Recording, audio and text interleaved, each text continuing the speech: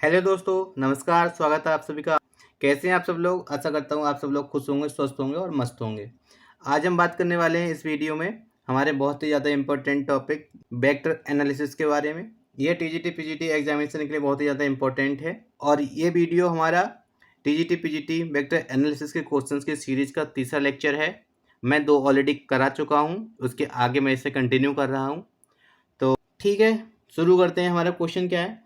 Question कह रहे हैं given 3 vectors vector A, vector B, vector C for what value of P. क्योंकि यहाँ पे वेक्टर सी में इन्होंने पी दे रखा है। आप क्वेश्चन को जो स्क्रीन पर देख पा रहे होंगे, हमें पी की वैल्यू फाइंड आउट करनी है और एक कंडीशन गिवन है। तो कंडीशन क्या कह रहे हैं? तो vector A cross B is perpendicular to vector C. ये हमें गिवन है कि ए क्रॉस बी जो है परपेंडिकुलर है किस चीज़ के? सी के।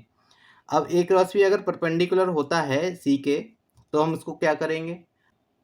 आपको परपेंडिकुलर की कंडीशन पता होना चाहिए कि इस परपेंडिकुलर कब होते हैं। कब होते हैं? जब वेक्टर्स का डॉट प्रोडक्ट, मतलब vector A cross vector B, एक वेक्टर ये है, उनका डॉट प्रोडक्ट अगर जीरो हो जाता है तो जो उसकी वैल्यू जो है जीरो हो जाएगी। ठीक है ना? ठीक है, तो इसको मैं ये भी तो लिख सकता हूँ, A B C is equal to zero. ये हो गया मेरा scalar triple product of A B C. ठीक है ना? ठीक। अब इसको सॉल्व कैसे करेंगे? अब इसको सॉल्व करना आपको आता ही होगा, बताने की ज़रूरत है नहीं। लेकिन एक इम्पॉर्टेंट पॉइंट ये है, जब भी हमें किसी भी वेरिएबल की वैल्यू फाइंड आउट करनी होती है तो मैंने आपको अपने पहले के लेक्चर्स में बताया है कि आप उसको हमेशा ही पहला वाला, मैं रिपीट करता हूँ, आप उसको हमेशा ही पहला वाला रो बनाएं। मतलब वेक्टर सी जो है as a first row work करेगा। तो मैं इसको क्या करूँगा? P3 -1 सबसे पहले ले लूँगा। बजाय आपको पता ही होगी, जिससे कि मेरा P जो है सिंगल पोजीशन पे मिले, अलग अलग पोजीशन पर ना मिले। बाकी आपकी मर्जी है, उसके बाद कोई सा भी आप रख लीजिए। 2 -1 1। ठीक है ना? आगे से सॉल्व करते हैं। तो आगे सॉल्व करेंगे, क्या आएगा? P टाइम्स इसकी मल्टीप्लाई माइनस इसकी मल्टीप्लाई, तो कितना हो जाएगा? 1 -2 डेट इज माइनस का 1। ठीक है, -3 टाइम्स, ओके, इसकी मल्टीप्लाई 1, इसकी मल्टीप्लाई प्लस का 4 डेट इज 5, -1 टाइम्स इसकी मल्टीप्लाई माइनस का 1, इसकी मल्टीप्लाई माइनस का 2 डेट इज माइनस का 3। ठीक है ना? ठीक है, तो P इज इक्वल टू क्या आएगा हमारा? माइनस का 15 और प्लस का 3 डेट इज P की जो वैल्यू है वो कितनी होगी? माइनस का 12। ठीक, ऑप्शंस दे रखे हैं, डेट इज हमारा option number C is the right answer. Option number C is the right answer. आप क्वेश्चन को स्क्रीन पर देख पा रहे होंगे। हमारा अगला क्वेश्चन है, जैसा कि आप स्क्रीन पर देख पा रहे होंगे, क्वेश्चन क्या है? करें the projection of vector A on the vector B is given Y. हमें इस वेक्टर पर प्रोजेक्शन फाइंड आउट करना है। कैसे करेंगे? आपको पता ही होगा कि अगर हमें प्रोजेक्शन फाइंड आउट करना है कि projection of vector A, projection of vector A to vector B, क्या फार्मूला होता है? वेक्टर ए डॉट वेक्टर बी कैप। आपको ये पता होगा, ठीक है। लेकिन इसमें एक चीज़ और है, अगर मैं बी कैप की वैल्यू लगा दूं इसमें तो क्या मिलेगा? मुझे मिलेगा vector A dot vector B upon mod of vector B. क्योंकि बी कैप की जो वैल्यू होगी तो vector B upon mod of vector B तो होगी। मैंने बस उसी को पुट कर दिया है। ठीक है ना? तो आगे सॉल्व करते हैं। क्या है? हमें प्रोजेक्शन फाइंड आउट करना है। करते हैं। कैसे? जो वेक्टर्स दे रखे हैं 2 3 2, आई जगह आप लिख लीजिएगा 1 2 1 अपॉन मॉड ऑफ बी। इसका मैं मॉड ऑफ फाइंड आउट करूँगा तो क्या होगा? Square root of 1 + 4 + 1 that is क्या हो गया? √6। ठीक, इसकी मल्टीप्लाई 2 + 3 2 6 + 2 अपॉन √6। ठीक है ना? तो ये कितना हो गया मेरा? 6 + 4 डेट इज 10 अपॉन √6। अब ये 10 अपॉन √6 है। आप ऑप्शन देख रहे होंगे, ऑप्शन में तो ये है ही नहीं। फिर आगे क्या करोगे? तो आगे इम्पोर्टेंट यही है, करना क्या है, हमें अपॉन में √6 नहीं छोड़ना है। क्या करें? ऊपर भी √6 से मल्टीप्लाई कर दें, नीचे भी √6 से मल्टीप्लाई कर देते हैं। ठीक है, क्या मिलेगा? 10√6 अपॉन, अब ये मेरा √6 इंटू √6 है तो क्या हो जाएगा 6, ठीक है ना। अब मैं डिवाइड कर सकता हूँ 2 से, बिल्कुल कर सकता हूँ। मुझे क्या मिलेगा 5√6 अपॉन 3। आप बताइए कौन सा है option. Option number C is the right answer. Option C is the right answer. अब हम इस सीरीज में बात करते हैं अपने अगले क्वेश्चन की। क्वेश्चन क्या है, कह रहे हैं if A B C are 3 vectors then the value of this is, ठीक है ना। हमें इसकी वैल्यू फाइंड आउट करनी है। क्या करोगे आप, तो मैंने आपको पहले के लेक्चर्स में 2 बार तो पहले ही बताया है, कल के लेक्चर में जो मैंने आपको कराया है, क्या है कि जो B cross C, C cross A और ए क्रॉस बी की जो वैल्यू होती है किसके इक्वल होती है, इसकी वैल्यू इक्वल होती है scalar triple product of ABC का होल स्क्वायर, ठीक है ना। आप इसको याद कर लो, डायरेक्ट प्रूव करने की जरूरत नहीं है, एग्जाम में टाइम हमको बचाना है। तो option number B is the right answer. Option B is the right answer. अब हम बात करते हैं अपने नेक्स्ट क्वेश्चन के बारे में। क्वेश्चन क्या है, कह रहे हैं find the distance between the plane this and this. हमें एक इक्वेशन ये दे रखा है प्लेन का और एक इक्वेशन ये दे रखा है प्लेन का, तो हमें इन दोनों प्लेन्स के बीच की डिस्टेंस फाइंड आउट करनी है। तो एक इम्पॉर्टेंट पॉइंट ये है, मैं आपको बताना चाहूँगा यहाँ पे, आप इसका फार्मूला शायद आपको पता ना हो। अगर हमारे पास दो प्लेन हैं जो कि पैरेलल हैं तो पैरेलल प्लेन का इक्वेशंस क्या होंगे, ax + by + cz plus D, और मैं इसको d1 से रिप्रेजेंट कर देता हूँ, = 0। दूसरा है ax + by + cz plus d2 = 0, ठीक है ना। आपको दिख रहा होगा ये दोनों पैरेलल प्लेन्स हैं, तो इनके बीच का जो डिस्टेंस होगा, ठीक है, वो किसके इक्वल होगा। सबसे पहले तो √a² + b² + c², ठीक है, इतना तो है। उसके अलावा आपको क्या करना है, आपको करना है मॉड ऑफ d1 - d2। अगर आप मॉड लगाना चाहें तो आप मॉड लगा लीजिए, अगर मॉड लगाना नहीं चाहते हैं तो आप यहाँ पर डिफरेंस का साइन यूज कीजिए, क्योंकि हमें डिस्टेंस फाइंड आउट करनी है और डिस्टेंस हमारी कभी भी नेगेटिव नहीं होती है। तो अगर फाइनल आंसर में नेगेटिव आएगा भी तब भी हम उसको नेगलेक्ट कर देंगे, क्योंकि डिस्टेंस जो है हमेशा ही पॉजिटिव होती है। तो चाहो आप यहाँ पे मॉड लगा लीजिए, वरना यहाँ पे आप डिफरेंस का साइन लगाइए और बस बात खत्म हो जाती है। तो ये हमारा फार्मूला हो जाता है दो पैरेलल प्लेन्स के बीच की डिस्टेंस फाइंड आउट करने का। अब आप सोच रहे होंगे सर यहाँ पर ए बी सी तो कुछ दिख नहीं रहे हैं, वो कैसे मिलेंगे। तो आपको एक चीज़ और आनी चाहिए, अगर आपने 3D पढ़ा है, प्लेन को पढ़ा है, तो आपको पता होगा कि प्लेन का जो इक्वेशन होता है वेक्टर फॉर्म में वो क्या होता है और कोऑर्डिनेट ज्योमेट्री में इसकी वैल्यू क्या होती है। तो एक तरह से देखा जाए ए बी सी की वैल्यू जो है ये वेक्टर दे रखा है वही होती हैं, और डी की वैल्यू ये रही 5 और -8। क्योंकि अगर मैं आपको एक सॉल्व करके दिखा देता हूँ, इसको मैं अगर इस फॉर्म में लिखना चाहूँ तो कैसे लिखूँगा। हम और आप दोनों ही जानते हैं कि वेक्टर आर जो होता है वो क्या होता है, xi + yj + zk। और अगर मैं इसको यहाँ पर पुट कर देता हूँ और इसकी डॉट प्रोडक्ट लेता हूँ तो क्या आएगा, तो ये आएगा मेरा x + 2y - 2z + 5 = 0। तो आप अब देख पा रहे होंगे इनडायरेक्टली आपको ये फॉर्म जो है ऑलरेडी दे रखी है।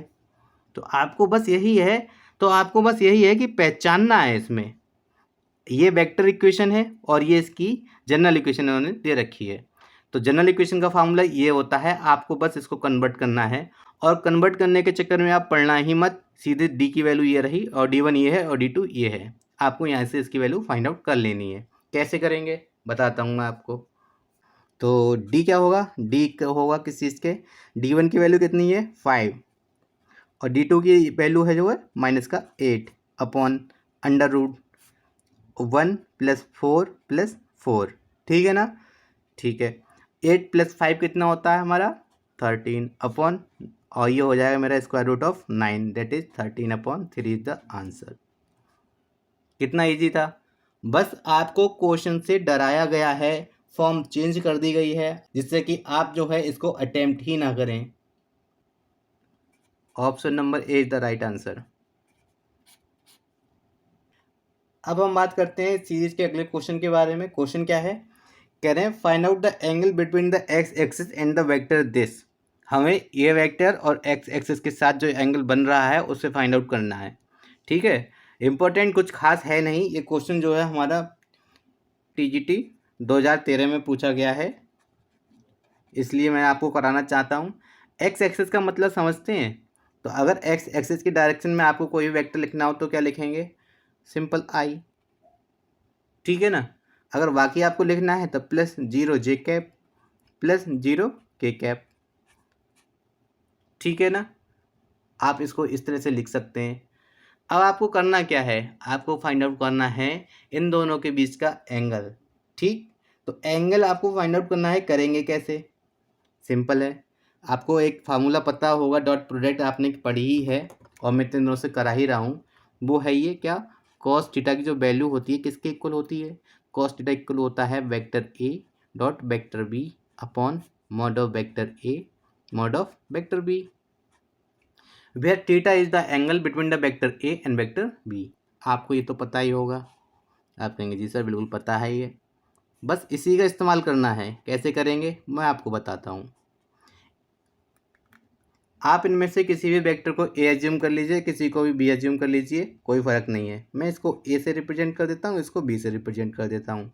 तो इन दोनों की मैं डॉट प्रोडक्ट फाइंड आउट करता हूँ। सबसे पहले कॉस थीटा की वैल्यू क्या हो जाएगी, तो इसकी इसकी मल्टीप्लाई हो जाएगी 2, इसकी इसकी 0, इसकी इसकी 0। ठीक है ना, 2 अपॉन इसका फाइंड आउट करते हैं अगर मॉडुलस, तो क्या आएगा, 2 2 जा 4, 2 जा 4 plus 1 that is √9 that is 3। और हम बात करते हैं modulus of vector B, that is इसके मॉड की बात करते हैं, तो इसका मॉड क्या आएगा 1।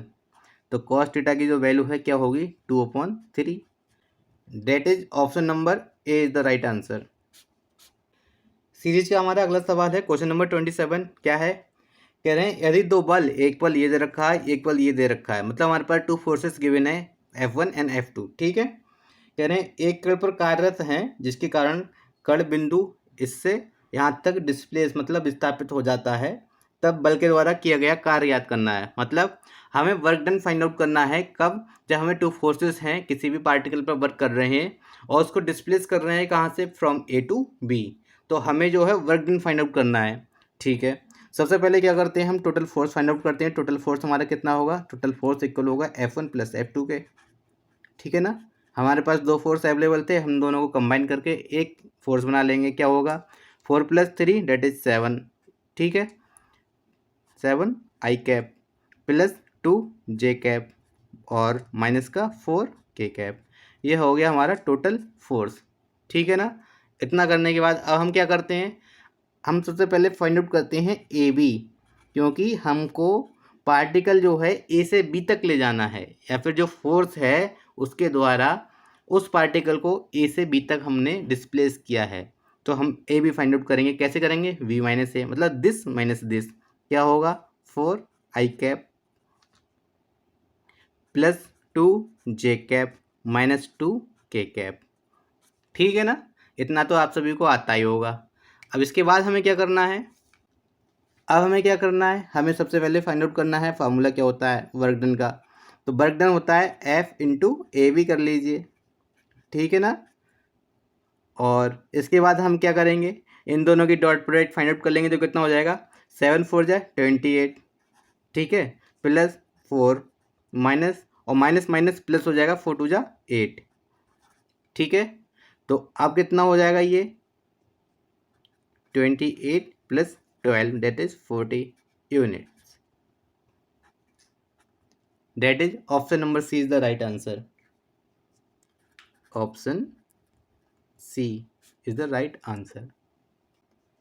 सीरीज का हमारा अगला सवाल है क्वेश्चन नंबर 28। क्वेश्चन क्या है, कह रहे हैं if mod of A is equal to this and mod of A - B is equal to this and mod of A + B is equal to this, then find the modulus of vector B। हमें इस vector B की value find out करनी है। ये question जो है TGT 2013 में आया हुआ है। TGT 2013 में ये क्वेश्चन आया हुआ है। ठीक है, क्वेश्चन को आप स्क्रीन पर देख ही पा रहे होंगे। ठीक, करना क्या है, हमें इतना सब कुछ गिवन है तो हमें मॉड ऑफ V फाइंड आउट करना है। तो हमें जो अवेलेबल है हमारे पास, जो हमें गिवन है उसका यूज़ करना है। कैसे करेंगे, तो अगर मैं इसका mod of A minus B का होल स्क्वायर फाइंड आउट करता हूँ, mod of A minus B का स्क्वायर फाइंड आउट करूँ तो क्या आएगा मेरा, 8 का स्क्वायर कितना हो जाएगा 64, ठीक है। ऐसे ही इसका करता हूँ मैं, तो mod of A plus B का स्क्वायर कितना हो जाएगा 10 10 100, ठीक है ना। इतना कर लिया। अब इसके बाद हमें आगे क्या करना है, आगे करना है इसको ओपन कर देना है। ये क्या हो जाएगा ए स्क्वायर, ए स्क्वायर के मीनिंग है मॉड ऑफ ए का स्क्वायर प्लस बी स्क्वायर, ठीक है ना, minus 2 times mod of A dot mod of B. हमें एंगल पता नहीं है, ठीक है, कोई प्रॉब्लम नहीं है, 64। ऐसे ही मैं ए प्लस बी का स्क्वायर ओपन करता हूँ तो क्या आएगा मेरा a square plus B square plus 2 times vector A dot vector B is equal to 100, ठीक है। अब मैं इन दोनों को ऐड कर लेता हूँ तो ये मेरे कैंसिल आउट हो जाएंगे। मिलेगा क्या मुझे 2 टाइम्स ए स्क्वायर प्लस बी स्क्वायर, मुझे यहाँ से मिल जाएगा, क्या हो जाएगा 164, ठीक है।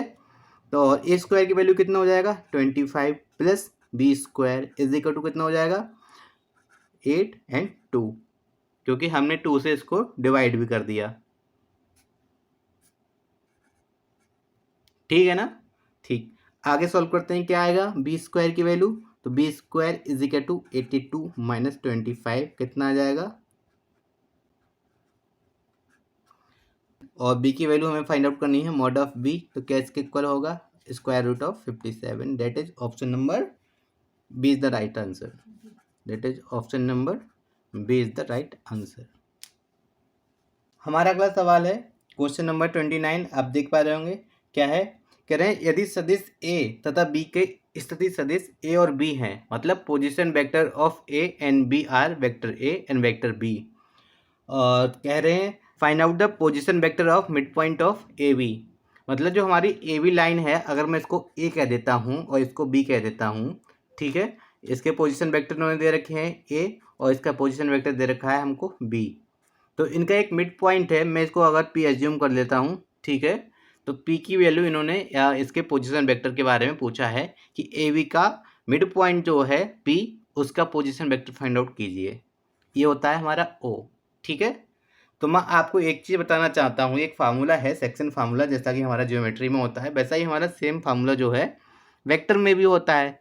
क्या, अगर यहाँ पर m/n में इसको ले लेता हूँ, ठीक है ना, मैं अगर इसको m/n, अगर सपोज कीजिए थोड़ी देर के लिए ये p जो है कोई भी जनरल पॉइंट है, मिड पॉइंट ना होकर, कि p कोई ऐसा पॉइंट है जो a और b को m/n में डिवाइड कर रहा है, तो इसका फार्मूला क्या होता है, तो फार्मूला ये होता है कि position vector of p that is OP किसके इक्वल होगा, इक्वल होगा m टाइम्स, ठीक है, इधर वाला vector that is b plus n times ऊपर वाला वेक्टर, ठीक है ना, अपॉन m प्लस n, जैसा कि आप जो है ज्योमेट्री में पढ़ते हुए आ रहे हैं, सेम वही है और कुछ भी इसमें नहीं है, ये आपको पता ही है।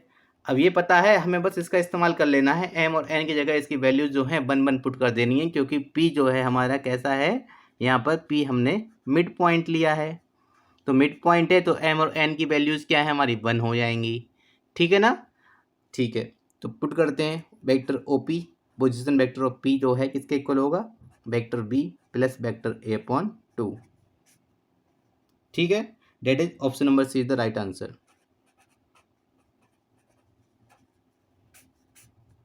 इंपॉर्टेंट ये है, सेक्शन फार्मूला आपको पता होना चाहिए वेक्टर्स में क्या होता है। हमारा अगला क्वेश्चन है, कह रहे हैं the vector this and this and this are, मतलब ऑप्शंस दे रखे हैं कि यार ये लीनियरली डिपेंडेंट हैं कि लीनियरली इंडिपेंडेंट है, linearly dependent as well as linearly independent है, या नन ऑफ दीज, मतलब हमें इसकी डिपेंडेंसी या इंडिपेंडेंसी ही प्रूव करनी है। तो आपको पता होना चाहिए वेक्टर्स की डिपेंडेंसी या इंडिपेंडेंसी कैसे प्रूव करते हैं, तो आप सबसे पहले पता होना चाहिए, आपने पढ़ा होगा, हमने मैट्रिसेस में भी पढ़ा है कि अगर डेल्टा फाइंड आउट करते हैं, डेल्टा की वैल्यू अगर 0 आ जाती है, ठीक है, अगर डेल्टा की वैल्यू 0 आ जाती है तब क्या वो कहलाते हैं हमारे वेक्टर्स डिपेंडेंट, ठीक है, और नॉन जीरो आती है तो इंडिपेंडेंट हो जाएंगे, ठीक है। डेल्टा क्या है, डेल्टा क्या है, डेल्टा है scalar triple product of these vectors, ठीक है ना। ठीक है, तो आगे फाइंड आउट करना है हमें इसका स्केलर ट्रिपल प्रोडक्ट। ठीक, 1 - 2 1 2 1 - 1 7 -4 1। ठीक है, इसकी वैल्यू देखते हैं क्या आएगी। इसकी मल्टीप्लाई माइनस इसकी मल्टीप्लाई कितना हो जाएगा, 1 - 4 दैट इज -3। ठीक है ना, -3 प्लस 2 टाइम्स क्या आएगा, +2 टाइम्स इसकी मल्टीप्लाई 2, इसकी मल्टीप्लाई 7, तो 7 + 2 दैट इज 9 प्लस 1 टाइम्स इसकी मल्टीप्लाई -8, इसकी मल्टीप्लाई -7, तो कितना हो जाएगा, -15। ठीक है, तो ये कितना आ गया, -3 प्लस का 18 माइनस का 15 डेट इज 0। डेल्टा हमारा 0 आ गया। और डेल्टा अगर 0 है तो हम क्या कह सकते हैं, जो वेक्टर्स हैं वे कैसे होंगे हमारे, तो vectors are linearly dependent. That is option number A is the right answer. Option A is the right answer. Series का हमारा अगला सवाल है, क्वेश्चन नंबर 31 क्या है, कह रहे हैं let vector A and vector b then mod of A plus b equal है mod of A plus mod of b holds for lambda. मतलब हमें लैम्डा की वैल्यू फाइंड आउट करनी है कब, जब ये कंडीशन जो है होल्ड हो रही है, मतलब ये कंडीशन सेटिस्फाई हो रही है, तो हमें लैम्डा की वैल्यू फाइंड आउट करनी है। सबसे पहले हमें जो अवेलेबल है वो हम फाइंड आउट कर लेते हैं। क्या है कि हमें करना क्या है, हमें इन दोनों का पहले सम फाइंड आउट करना है कि mod of A plus B के लिए A plus B find out करना जरूरी है। तो ए प्लस बी किसके इक्वल होगा, इन दोनों को ऐड कर लेते हैं, कितना हो जाएगा, 2 प्लस ये 2 आई कैप है, 2 आई कैप प्लस 2 जे कैप प्लस 1 प्लस लैम्डा के कैप।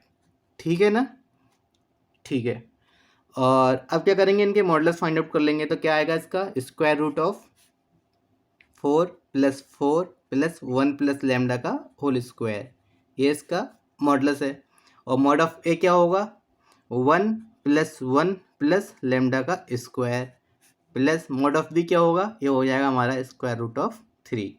ठीक है, ये कितना हो गया हमारा, 8 + 1 + लैम्डा का होल स्क्वायर, ठीक है, इज इक्वल टू 2 + लैम्डा का होल स्क्वायर प्लस √3।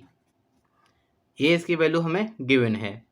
तो हमसे क्या पूछा है, हमसे पूछा है कि लैम्डा की वैल्यू क्या होगी।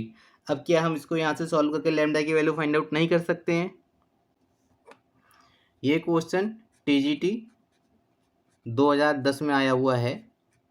ठीक है, तो हमें करना क्या है, आगे करना ये है, जो ऑप्शंस दे रखे हैं हमें उसकी वैल्यूज पुट करनी है, क्योंकि इन स्क्वायर रूट्स को कैंसिल आउट करने के लिए स्क्वायर करें दोनों साइड में, उसके बाद एक बार और स्क्वायर करें, उससे अच्छा है जो हमारे पास ऑप्शंस हैं क्यों ना उसका इस्तेमाल किया जाए। जैसे लैम्डा की वैल्यूज उन्होंने दे रखी हैं कि लैम्डा की वैल्यू 1 है, 2 है, या फिर जितने भी है हम लगा के देखते हैं। सबसे पहले लैम्डा इज इक्वल टू -1 उन्होंने दे रखा है ऑप्शन नंबर ए में। तो लैम्डा इज इक्वल टू -1 हम पुट करते हैं, कैसे करेंगे, ये पुट कर दिया यहाँ पे तो 0 हो जाएगा, तो ये हो जाएगा स्क्वायर रूट ऑफ 8। यहाँ पे पुट किया 1 तो हो जाएगा हमारा √3 प्लस √3 डेट इज 2√3। ये दोनों इक्वल नहीं हुए, 8 + 1 + लैम्डा का होल स्क्वायर, ठीक है ना, does not is equal to 2 + lambda का स्क्वायर प्लस √3। ठीक है, अब हमारा केस सेकंड क्या है कि उन्होंने कहा है कि लैम्डा की वैल्यू जो है -1 की जगह लैम्डा की वैल्यू +1 पुट करके देखते हैं। ठीक है ना, +1 पुट करते हैं, क्या हो जाएगा यहाँ पे 1 जैसे ही यहाँ पर पुट करते हैं तो हमारा हो जाएगा 2, और 2 का स्क्वायर कितना हो जाएगा 4। ठीक है, तो 8 + 4 that is √12 is equal to √3 plus √3। ठीक है ना, और मैं इसको क्या लिख सकता हूँ, 2√3 इज इक्वल होगा 2√3 के। सेटिस्फाई हुआ ना, तो लैम्डा की वैल्यू क्या है हमारी 1, that is option number B is the right answer. हमें इतना बड़ा सॉल्व ही नहीं करना है, क्योंकि हमारे पास ऑप्शंस गिवन है, लैम्डा की वैल्यू -1 है, लैम्डा की वैल्यू 1 है, या फिर उन्होंने कहा है कोई भी रियल वैल्यू नहीं हो सकती। हमने 1 पुट करके देखा, सेटिस्फाई हो गया, तो ठीक है, तो आंसर यही होगा। हमारा अगला क्वेश्चन है, कह रहे हैं क्या, if A be any vectors such that this into this plus this into this plus this into this, इसकी वैल्यू हमको फाइंड आउट करनी है। और ए कोई भी इन्होंने जनरल वेक्टर दे रखा है, तब कहा है इसकी वैल्यू किसके इक्वल होगी। कुछ भी गिवन नहीं है, बस ये कहा है सिंपल एक वेक्टर है आपके पास और इसकी वैल्यू आप फाइंड आउट कीजिए। ठीक है, और सबसे पहली बात हम लोग बचना चाहते हैं क्रॉस प्रोडक्ट से, क्योंकि क्रॉस प्रोडक्ट थोड़ा सा लंबा हो जाता है। तो यहाँ पर तो हम देख पा रहे होंगे 3 क्रॉस प्रोडक्ट हैं, है या नहीं है? जी बिल्कुल आपको दिख रहे होंगे। लेकिन मैंने इससे पहले वाले लेक्चर में आपको बताया था, जब भी आपको इस तरह से कुछ लिखा हुआ दिख जाए, आप क्या करना, समेसन का इस्तेमाल करना। ठीक है, मैं इसको कैसे लिख सकता हूँ, mod of vector A cross vector I cap का स्क्वायर। ठीक है, इस पूरे को सॉल्व करके या शॉर्ट फॉर्म में मैं ये लिख सकता हूँ। अब क्या मैं ए क्रॉस आई फाइंड आउट नहीं कर सकता? नहीं, बिल्कुल फाइंड आउट कर सकता हूँ। कैसे करेंगे, यहाँ से हम फाइंड आउट करते हैं क्या, सबसे पहले हमें फाइंड आउट करना है A cross I, vector A cross vector I cap का मॉडुलस फाइंड आउट करना है। ठीक है ना, मॉडुलस फाइंड आउट कर लेंगे। अभी तो फिलहाल सिर्फ इतना ही फाइंड आउट करना है, इसे मॉड हटाइए, ब्रैकेट बना देता हूँ मैं। तो ए क्रॉस आई फाइंड आउट करना है, एक ही जगह क्या ये नहीं लिख सकता मैं, A1 A2 A3। ठीक है, तो यहाँ पर मैं एक चीज़ लिख देता हूँ, let vector A is equal to A1 I cap plus A2 J cap plus A3 K cap. ए जो है जनरल वेक्टर है, तो मैंने उसमें A1 A2 A3 करके इंक्लूड कर दिया है, और आई है तो इसकी वैल्यू क्या होगी, मतलब 1 0 0। आपको पता है आई जे के मैं लिखूंगा नहीं, क्योंकि मेरे करने का तरीका थोड़ा अलग है। क्या आएगा आपको पता होगा, यहाँ पर आई जे के हैं, ठीक है, आप उसको छोड़ दीजिए। इसकी मल्टीप्लाई इससे, इसकी मल्टीप्लाई इससे 0, ठीक है ना, इसकी मल्टीप्लाई इससे, इसकी मल्टीप्लाई इससे, माइनस का A3 date is A3 J cap. अगर मैं यहाँ पर आई कैप जे कैप के कैप भी लिख देता हूँ, तब आप शायद बेहतर तरीके से समझ पाएंगे। आई का कोफिशिएंट 0 हो जाएगा, जे कैप का कोफिशिएंट जो है वो क्या होगा हमारा, इसकी मल्टीप्लाई 0 माइनस इसकी मल्टीप्लाई A3, और एक माइनस ऑलरेडी होगा तो इसका प्लस का A3। अब के कैप का कोफिशिएंट क्या होगा, के कैप का कोफिशिएंट होगा इसकी मल्टीप्लाई माइनस इसकी मल्टीप्लाई, डेट इज माइनस का A2 के कैप। ठीक है ना, इतना आप समझ गए। अब मैं यहाँ से एक चीज़ और फाइंड आउट करता हूँ, वो क्या है, वो है कि mod of vector A cross I cap.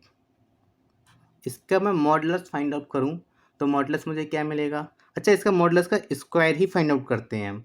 तो मॉडुलस का स्क्वायर क्या मिलेगा, A3 square plus A2 square. ठीक है ना, आपको अगर इतना समझ में आ गया, इसका मतलब जो है क्वेश्चन सॉल्व हो गया। क्योंकि अब हम करेंगे क्या, ऐसे ही सिमिलरली मैं अगर पुट करता हूँ, समेसन का इस्तेमाल करके सॉल्व करूँ, या फिर मैं इसे लिख दूँ vector A cross vector J cap का स्क्वायर वेक्टर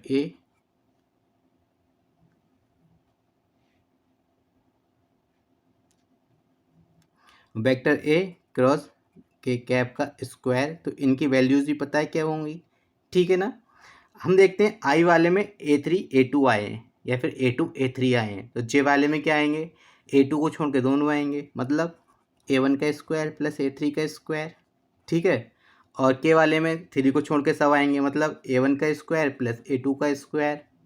ठीक है ना, ये हो गए, बस इतना हो गया। इसके बाद इस क्वेश्चन में कुछ भी है नहीं, समेशन है, समेशन को ओपन करते हैं तो क्या करेंगे, इनकी वैल्यूज हमें पुट कर देनी है डायरेक्ट, और कुछ भी नहीं करना है।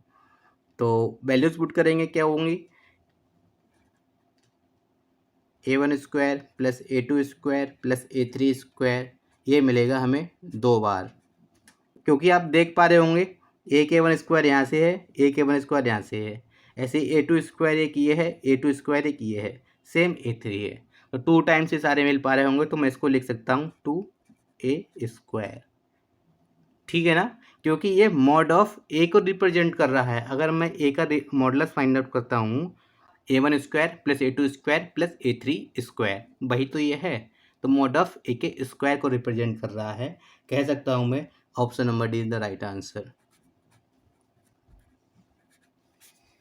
सॉल्व आपको एक करना है, बाकी 2 जो हैं वो आपको सिमिलरली करके लिख देने हैं।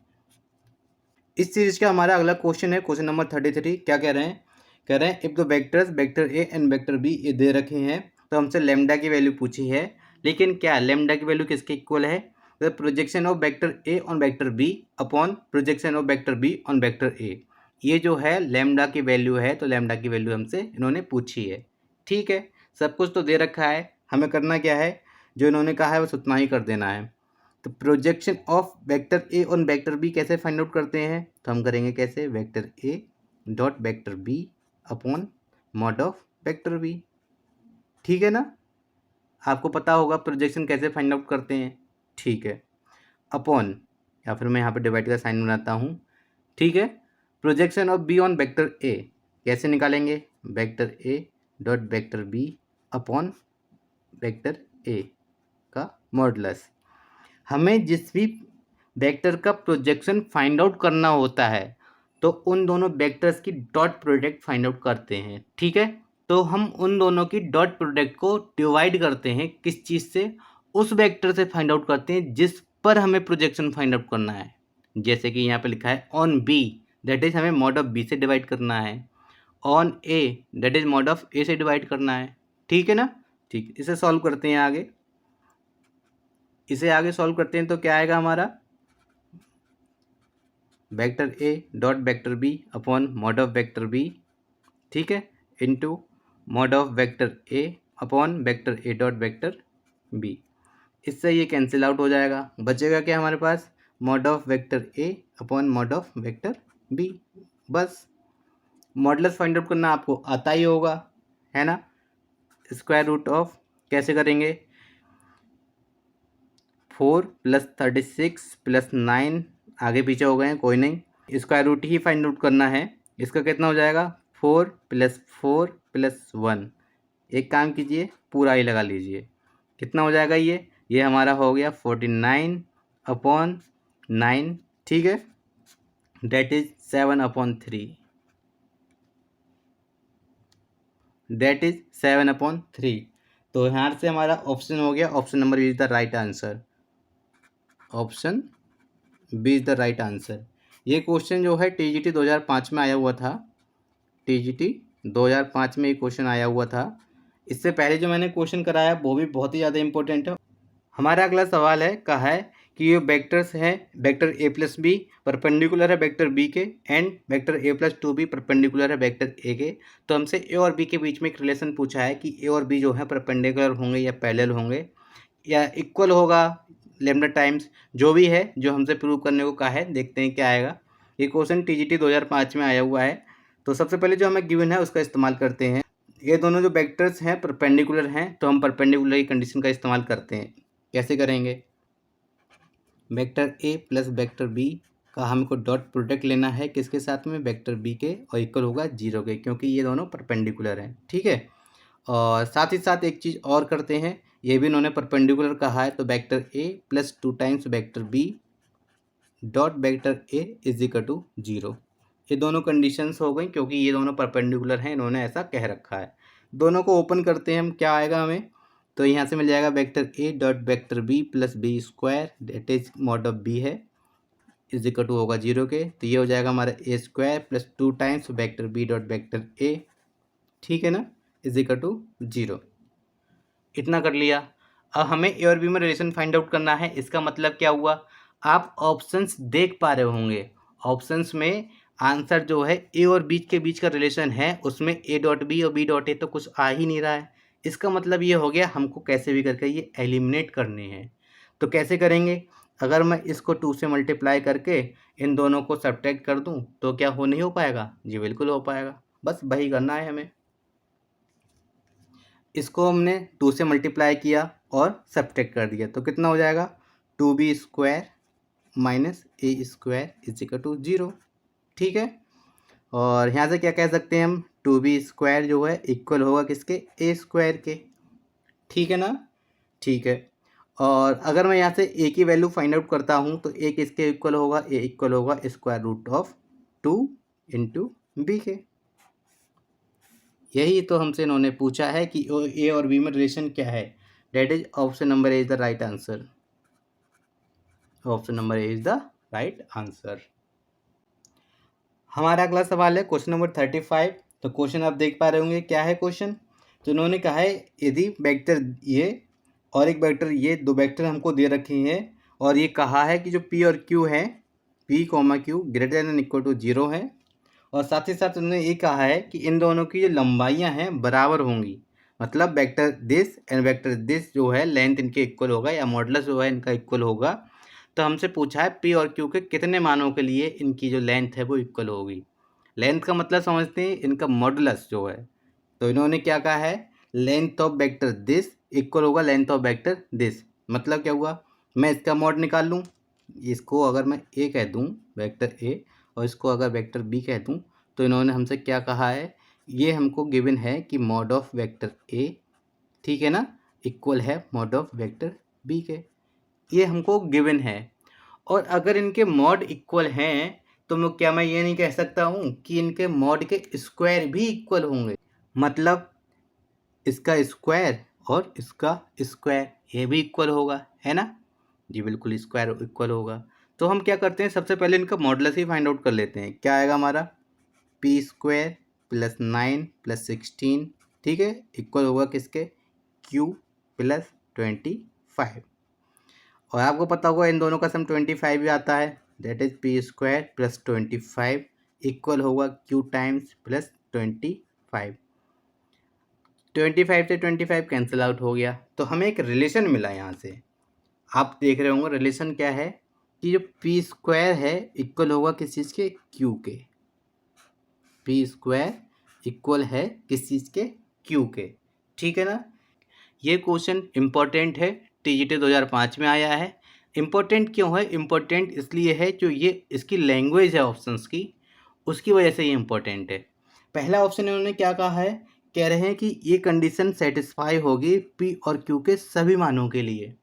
क्या ये सही है कि पी और क्यू के मान में कुछ भी रख दूं, क्या ये हमेशा ही इक्वल रहेगा। आप सोच रहे होंगे शायद हाँ या ना, ठीक है मैं आपको बताता हूँ। अगर मैं पी की वैल्यू 1 पुट करता हूँ तो मुझे क्यू की वैल्यू क्या मिलेगी, 1, ठीक है। पी की वैल्यू 2 पुट करता हूँ तो क्यू की वैल्यू मुझे क्या मिलेगी, 4, ठीक है ना, ओके। ऐसे ही मैं एक चीज़ देखता हूँ कि क्यू की वैल्यू मुझे 2 तो मिलेगी ही नहीं, क्यों। अब अगर इन दोनों की वैल्यूज़ में देखूँ, सभी मानों की बात कर रहे हैं, तो क्यू की वैल्यू अगर मैं यहाँ से 2 ले लूँ या माइनस का ले लूँ तो स्क्वायर तो कभी माइनस होता ही नहीं है। तो इससे कंक्लूजन ये निकला कि ये कंडीशन होल्ड होगी, लेकिन पी और क्यू के सभी मानों के लिए नहीं होगी। फिर क्या होगा, हमारा ऑप्शन ए तो हो नहीं सकता, दैट इज जो ऑप्शन ए है इन्होंने दे रखा है हमको, वो ऑप्शन तो हो नहीं सकता। क्यों, क्योंकि अगर मैं क्यू की वैल्यू नेगेटिव ले लेता हूँ तो स्क्वायर कभी नेगेटिव नहीं होता, ठीक है। तो ये सभी मानों वाला तो कैंसिल हो गया। अब हम बात करते हैं इसके ऑप्शन नंबर बी के। तो कह रहे हैं कि सीमित मानों के लिए, ऑप्शन बी कह रहे हैं सीमित मानों के लिए, कि पी और क्यू के कुछ सेलेक्टेड पॉइंट्स ही हैं या सेलेक्टेड वैल्यूज होंगी जिसके लिए एक क्वांटिटी जो है या ये रिलेशन जो है होल्ड होगा, ठीक है ना। अब मैं आपको एक चीज़ बताना चाहता हूँ कि एक चीज़ आप ये देखिए, पी की वैल्यू मैं प्लस में रखूँ या माइनस में रखूँ, ठीक, जैसे +-1 या +-2, क्यू की वैल्यू तो सेम मिलेगी, नहीं समझ में आया। अगर मैं प्लस माइनस दोनों ही रख लेता हूँ इसकी जगह, square is equal to Q, तो मुझे क्यू की वैल्यू क्या मिली, दोनों ही केस में 1 मिली। अगर पी की वैल्यू 1 रखता हूँ तब भी मुझे क्यू की वैल्यू 1 मिल रही है, और -1 पुट करता हूँ तब भी मुझे इसकी वैल्यू 1 मिल रही है। इक्वल तो हो गए ना ये, जी आप कहेंगे बिल्कुल इक्वल हो गए, ठीक है। तो ये दोनों इक्वल हो गए, ठीक, अच्छी बात है। तो ऐसे ही कितने सारे पेयर्स होंगे, जैसे कि मैं +-2 ले लूँ, +-3 ले लूँ, +-4 ले लूँ, +-5 ले लूँ, तो जितने भी मेरे पेयर्स रहेंगे ये, उनके लिए ये क्वांटिटी या ये रिलेशन जो है वो होल्ड होगा। तो मैं आपसे कहूँ कि सीमित होंगे ऐसे मान, तो भाई ये चीज़ गलत है, क्योंकि मैं काउंट नहीं कर सकता। प्लस माइनस चलता ही रहेगा कि +-5 +-6 +-7 +-8 ऐसे ही ये सो ऑन चलता ही रहेगा। तो सीमित मान तो नहीं हो सकते, तो इससे ऑप्शन नंबर इसका बी जो है कैंसिल हो गया। अब क्या करें, अब बात करते हैं ऑप्शन सी की। तो इन्होंने कहा है पी और क्यू के अनंत मानों के लिए, जी बिल्कुल सही बात है कि पी और क्यू के अनंत मानों के लिए। मैंने आपको बताया ना बहुत सारे पेयर्स बनेंगे प्लस माइनस में, मैं काउंट नहीं कर सकता क्योंकि वो चलते रहेंगे पेयर्स। तो सी जो है ऑप्शन कि पी और क्यू के अनंत मानों के लिए ये जो रिलेशन है वो होल्ड होगा, तो option number C is the right answer.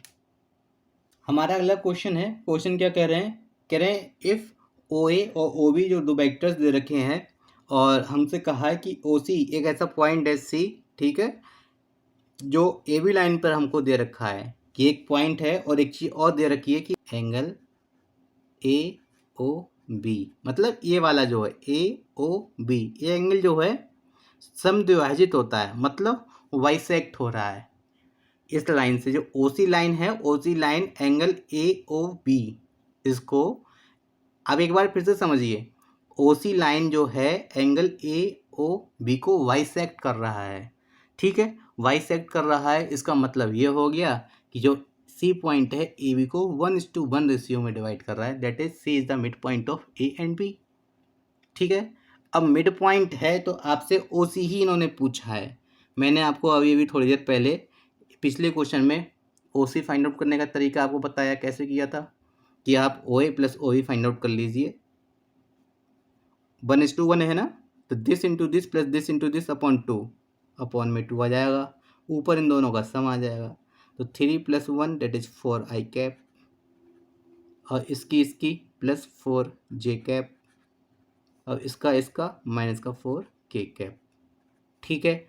ओ सी मेरा क्या हो गया, 2 आई कैप प्लस 2 जे कैप माइनस का 2 के कैप।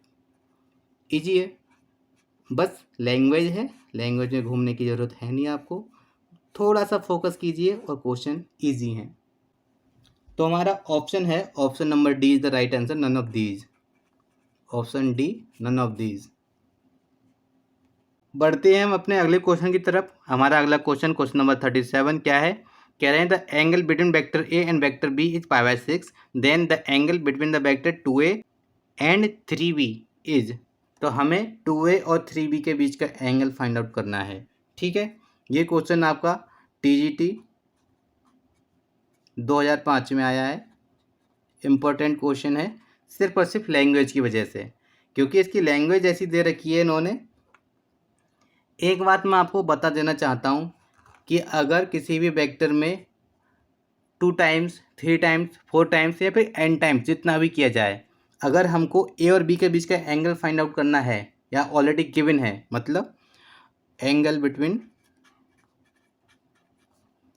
ए एंड बी, दो वेक्टर्स हैं, never changes on changing the magnitude of vectors, magnitude of vectors। अगर आपने मेरी ये एक लाइन याद रखी तो आप इसका आंसर जो है बिना सॉल्व किए ला सकते हैं, कि जो वेक्टर्स हैं हमारे पास ए और बी दे रखी हैं, उसके बीच का एंगल π/6 है। तो मैं आपसे इतना कहना चाह रहा हूँ कि जो एंगल बिटवीन द वेक्टर्स है उनके अगर मैग्नीट्यूड को मैं चेंज करता हूँ तो वो उस एंगल पर कोई भी फ़र्क नहीं पड़ेगा। यहाँ ए और बी के बीच का एंगल π/6 है, मैंने इसका 2a कर दिया, इसको 3 भी कर दिया, 2 टाइम्स किया 3 टाइम्स किया, है ना। तो मैंने आपको बताया कि उसके मैग्नीट्यूड में चेंज करने से, मैग्नीट्यूड में चेंज करने से उसके बीच के एंगल पर कोई भी फ़र्क नहीं पड़ता है। मतलब the angle between 2a and 3b is also, मतलब the angle between 2a and 3b is also π/6, ठीक। मैंने आपको बता दिया डायरेक्ट, यहाँ से सॉल्व करने की ज़रूरत नहीं है, π/6, क्योंकि मैग्नीट्यूड चेंज करने से एंगल पर कुछ भी फ़र्क नहीं पड़ता है। ये हो गया इसका। अब आप सोच रहे होंगे शायद ये रटा रटाया हो, प्रूव कर लेते हैं, ठीक है। कॉस थीटा की वैल्यू हमें फाइंड आउट करनी है, क्या होता है, तो कॉस π/6 की वैल्यू किसके इक्वल होगी, अगर इन दोनों के बीच का एंगल उन्होंने ऑलरेडी बोल रखा है π/6 है, तो मैं इसको ऐसे कर सकता हूँ, vector A dot vector V upon mod of vector A mod of vector V, ठीक है, कर सकता हूँ ना, ठीक। एक कंडीशन ये हमको गिवन है, ओके। एंड अब मैं इन दोनों के बीच का एंगल फाइंड आउट करता हूँ, ठीक है, कॉस लैम्डा बोल देता हूँ मैं थोड़ी देर के लिए से, कि इन दोनों के बीच का जो एंगल है, इन दोनों के बीच का जो एंगल है वो लैम्डा है, तो मैंने कॉस लैम्डा की वैल्यू फाइंड आउट करनी है, क्या होगी, तो 2a.3b upon mod of 2a mod of 3b। हो गया नहीं होगा? आप कहेंगे जी बिल्कुल होगा। ठीक है, इतना आपने समझ लिया तो मतलब क्वेश्चन ख़त्म है। अब क्या करूँ मैं? कॉस लैम्डा की value, cos lambda is equal to, आप एक देख पा रहे होंगे ये 2 और 3 तो मॉडुलस से बाहर आ जाएंगे, तो 2 और 3 ऊपर से कैंसिल आउट भी हो जाएंगे, तो बचेगा क्या? Vector A dot vector B upon mod of vector A mod of vector B. ठीक है ना? तो हम एक चीज़ यहाँ से नोट करते हैं कि इसकी वैल्यू तो हमें ऑलरेडी गिवन है, तो यहाँ से कह सकता हूँ मैं क्या कि कॉस पाई बाय 6 जो है इक्वल होगा किस चीज़ के? कॉस लैम्डा के। नहीं कह सकता? जी बिल्कुल कह सकता हूँ। फिर यहाँ से मुझे लैम्डा की वैल्यू क्या हो गई? Lambda is equal to pi by 6 on comparing. ठीक है, लैम्डा की वैल्यू क्या हो गई? Pi by 6। ठीक है ना? तो यहाँ से कंक्लूजन ये निकला कि अगर वेक्टर्स के मैग्नीट्यूड में मैंने चेंज किया, 2a और 3b किए, उसके बावजूद भी जो एंगल है उनके बीच का वो पाई बाय 6 ही रहा, चेंज नहीं हुआ। बस वही मैंने आपको एक लाइन में लिखाया है, the angle between vector A and vector be never changes on changing the magnitude of vectors. जो वेक्टर हैं उनके मैग्नीट्यूड में चेंज करने पे उनके बीच के एंगल पर कोई भी फर्क नहीं पड़ता है, एंगल हमेशा ही सेम रहेगा। अब हम बात करते हैं सीरीज के अगले क्वेश्चन के बारे में। क्वेश्चन क्या है आप देख पा रहे होंगे, कह रहे हैं if the vector alpha and gamma are perpendicular to each other then alpha vector alpha cross beta cross gamma and alpha cross beta cross gamma are. ये दोनों परपेंडिकुलर हैं ऐसा हमसे कह रखा है। इन वेक्टर्स के बारे में पूछा है कि इनका क्या रिलेशन रहेगा, ये परपेंडिकुलर हैं या फिर कैसे पैरेलल हैं, तो वो हमको फाइंड आउट करना है। ये क्वेश्चन जो है टीजीटी 2004 में आया है, टीजीटी 2004 में ये क्वेश्चन आया है, इम्पोर्टेंट है क्योंकि इसमें थोड़ी सी ट्रिक है, बस इससे ज़्यादा कुछ भी नहीं है। अगर आप ट्रिक को समझ लेते हैं तो ये क्वेश्चन बहुत ही अच्छा है, ईजी है। सबसे पहले जो गिवन है उसका इस्तेमाल करते हैं। गिवन क्या है कि alpha is perpendicular to gamma, मतलब क्या हो गया? Vector alpha dot vector gamma की जो वैल्यू है वो क्या होगी? 0। इसे 1 कह देता हूँ मैं। मैंने कुछ किया नहीं, अभी तक सिर्फ जो गिवन था उसी को कंडीशन लिख लिया। अब क्या करूँगा मैं? जो चीज़ गिवन है इनकी वैल्यूज भी पहले फाइंड आउट कर लेता हूँ कि इसकी वैल्यूज़ क्या होंगी। मतलब vector alpha cross beta cross gamma, ठीक है ना? इसकी वैल्यू क्या होगी? इसकी वैल्यू इक्वल होगी किसके? Vector alpha dot vector gamma, बाहर आ जाएगा वेक्टर बी, ठीक है, minus vector alpha dot vector beta और बाहर आ जाएगा वेक्टर गामा। है या नहीं है? आप कहेंगे बिल्कुल। और इक्वेशन 1 का मैं इस्तेमाल करता हूँ तो ये पोर्शन मेरा 0 हो जाएगा, तो मुझे वैल्यू मिलेगी माइनस का vector alpha dot vector beta और बाहर आ जाएगा वेक्टर गामा। ठीक है, अब मैं इसमें आगे बात करता हूँ। जो मेरा दूसरा पार्ट है उससे ले लेता हूँ मैं, वो क्या है? Alpha plus beta, sorry, alpha cross gamma. अब मैं बात करता हूँ इसके अगले पोर्शन के बारे में। अगला पोर्शन क्या है? Alpha cross beta cross gamma, ये दे रखा है। इसको ओपन करता हूँ, कैसे करूँगा मैं? तो ये हो जाएगा vector alpha dot vector gamma, बाहर आ जाएगा वेक्टर बीटा, ठीक है, माइनस, अब क्या इसकी मल्टीप्लाई हो जाएगी, मतलब vector beta dot vector gamma और बाहर आ जाएगा वेक्टर एल्फा। फिर से अगर मैं इक्वेशन 1 का इस्तेमाल करता हूँ तो इसकी वैल्यू 0 हो जाएगी। क्या मिलेगी मुझे? Vector beta dot vector gamma और बाहर है मेरा वेक्टर एल्फा। ठीक है ना? अब हम देखते हैं एक बार अपने ऑप्शंस की तरफ कि हमारे ऑप्शंस जो हैं किस तरह से इन्होंने दे रखे हैं। इन्होंने कहा है कि दूसरे के पैरेलल होंगे या परपेंडिकुलर होंगे या नॉन कोप्लेनर होंगे। ठीक है, सबसे पहले हम इनको बात करते हैं। डॉट प्रोडक्ट इन्होंने दे रखी है। अब आपके दिमाग में सबसे पहले आइडिया आना चाहिए कि हमें आगे सॉल्व करना क्या है। तो आप एक चीज़ यहाँ से नोट करते होंगे कि इन्होंने हमें सबसे पहले डॉट प्रोडक्ट 0 दे रखा है, तो हम इसका डॉट प्रोडक्ट ही फाइंड आउट करेंगे। ठीक है, कैसे? तो alpha cross beta cross gamma, ठीक है ना? इतना सब कुछ इन्होंने दे रखा है। ये ब्रैकेट हैं, इससे ज़्यादा कुछ नहीं। प्लीज़ आप इनके मीनिंग मत निकालना, ये सिर्फ और सिर्फ ब्रैकेट्स हैं। Alpha cross beta cross gamma, ठीक है ना? मैंने इसका डॉट प्रोडक्ट लिया है। डॉट प्रोडक्ट मैं कैसे फाइंड आउट करूँगा? तो मैं इसका डॉट प्रोडक्ट फाइंड आउट करूँगा कैसे, कि जो इसकी वैल्यूज़ हमने अभी भी निकाली है ना, उन वैल्यूज़ को वापस इसमें पुट कर दूँगा। ये वैल्यूज़ एक ये रही और एक ये रही, इनको मैं इसमें पुट कर दूँगा। ठीक है, तो वैल्यूज़ क्या है हमारी? तो ये है अल्फ़ा डॉट बीटा और बाहर है मेरा गामा। डॉट प्रोडक्ट ठीक है, किसके साथ में? इसके साथ में, vector beta dot vector gamma, बाहर है अल्फ़ा। ठीक है ना? ठीक है, तो अब आप क्या करेंगे? आपको एक चीज़ पता होगी कि डॉट प्रोडक्ट के बाद हमें एक न्यूमेरिकल वैल्यू मिलती है। डॉट प्रोडक्ट करने पर हमें हमेशा ही एक न्यूमेरिकल वैल्यू मिलती है। तो एक न्यूमेरिकल वैल्यू ये रही, एक न्यूमेरिकल वैल्यू ये रही। समझिए, आप क्वेश्चन में यही ट्रिक है कि आप इसको आगे सॉल्व कैसे करते हैं।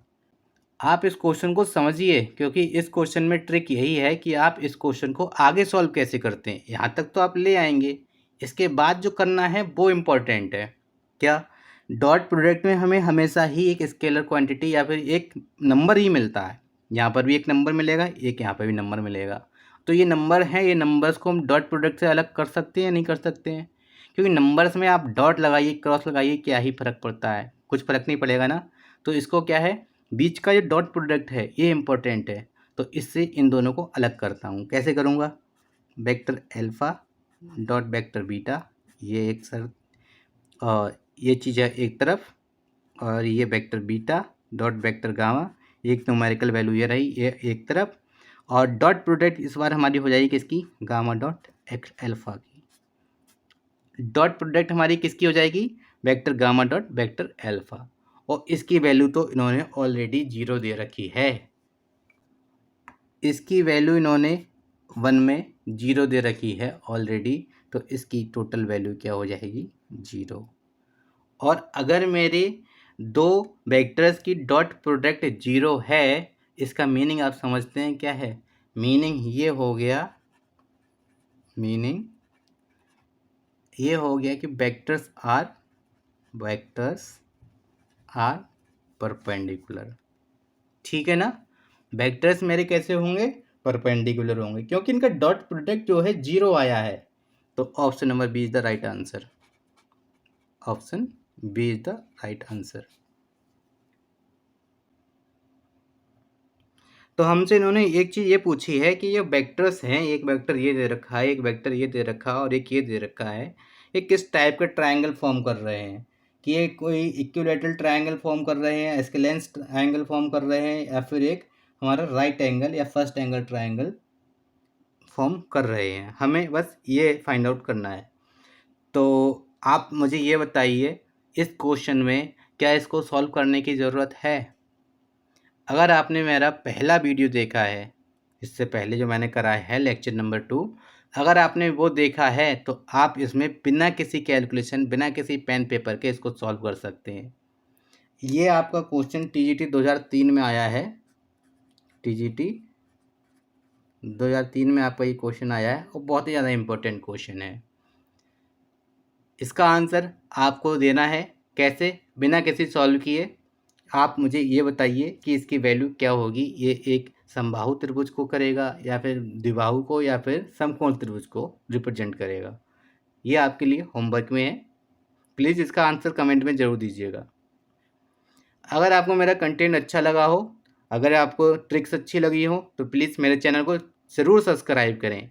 आपका एक सब्सक्रिप्शन हमारे लिए बहुत ही ज़्यादा कीमती है, बहुत ही ज़्यादा हेल्पफुल है। इससे हमें मोटिवेशन भी मिलता है। और साथ ही साथ वीडियोज़ को ज़रूर लाइक करें और शेयर करें।